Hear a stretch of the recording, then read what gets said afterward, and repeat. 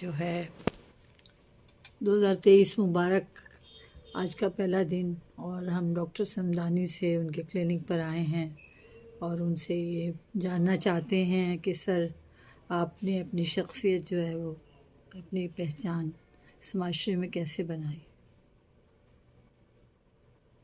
جی شکریہ. بسم اللہ الرحمن الرحیم. سوچتا ہوں کہاں سے شروع کروں. شخصیت بنتے بنتے بنی ہے جی جی. اور اسے کتنا وقت لگا یہ سمجھ لیں کہ جب سے میں عملی زندگی میں آیا اس وقت سے یہ تگ و دو شروع ہو گئی تھی. 1972 میں نے جامعہ کراچی سے پہلا ایم اے کیا اور 1974 میں یعنی کوئی 1 سال بعد ہی جاب میری گورنمنٹ میں ہو گئی 17 گریڈ کی. اور ابتدائی طور پر میں لائبریرین کے طور پر میں نے کام شروع کیا. اور یہ جو میرا جاب تھی یہ کہہ لیجیے کہ کتابوں سے کھیلنا تھا.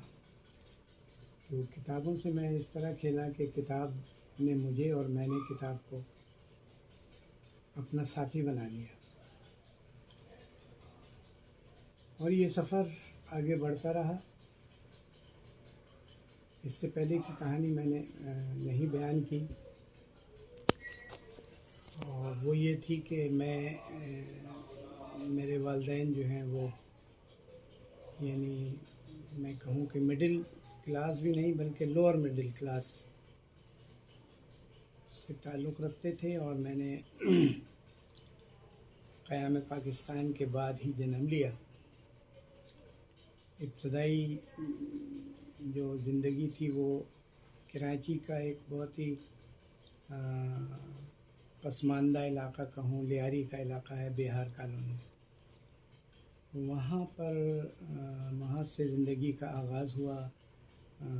کہہ لیجیے کہ چلنا سیکھا اور پھر بڑا ہوا. پھر دوسرا یہ ہوا کہ پھر حالات تھوڑے سے مختلف ہوئے. تو پھر اسی علاقے میں جس کو ایک آگرہ تاج کالونی کہتے ہیں وہاں پر ایک پلاٹ والدین نے لے لیا. اور یہ زمانہ تھا کہ جب میں یعنی چلنے تو لگا تھا لیکن ابھی چھوٹا تھا. تو یہ ساری باتیں خواب سی لگ رہی ہیں. لیکن جو چیز میں نے محسوس کی کہ یہ جو چھوٹے علاقے ہوتے ہیں انہیں ہم پسماندہ علاقے کہہ دیتے ہیں یا کچی بستی کہہ دیتے ہیں، یہاں کے رہنے والے جو ہیں بڑے مخلص ہوتے ہیں. بالکل ٹھیک ہے سر. اور وہ سمجھ لیں کہ ان کی کیفیت ایسے ہوتی ہے کہ ہمارے گھر والے بعد میں ہوتے ہیں اور ہمارے پڑوسی اور دوست پہلے ہوتے ہیں. اچھا. تو ایسے ماحول میں نے کہہ لیجیے کہ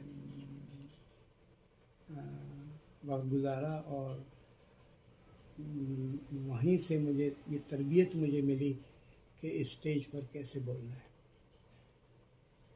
وہاں پر ایک سماجی ادارہ تھا، اس کا نام تھا تاج ویلفیئر سینٹر.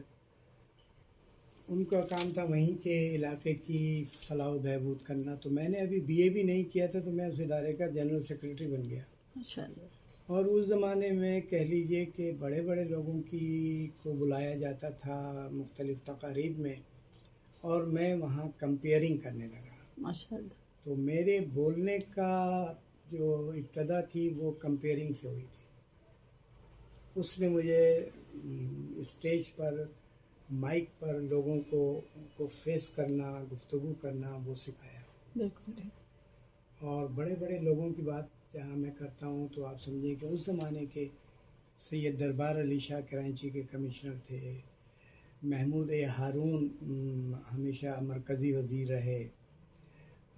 اسی طرح سعید ہارون، اس زمانے کی جو سیاسی شخصیات تھیں وہ وہاں پر آیا کرتی تھیں اور میں ان پروگرامز کی کمپیئرنگ کیا کرتا تھا. माशाल्लाह। अब मैं दोबारा अपने उस पर आ जाता हूँ BA करने के बाद MA करने के लिए, जहाँ मैं कराची का रुख किया, वो बात मैं आपको बता चुका। उसके बाद जॉब मिल गई और जॉब मिलने के बाद